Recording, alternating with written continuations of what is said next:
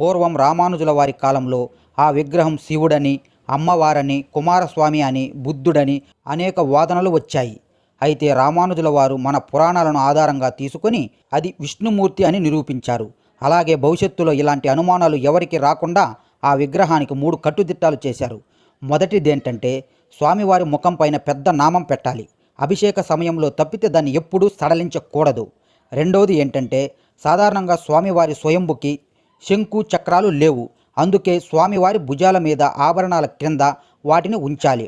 ఇక మూడవది ఏంటంటే స్వామివారి వక్షస్థలంలో ఇరువైపులా అమ్మవారి విగ్రహాలను ఉంచాలి.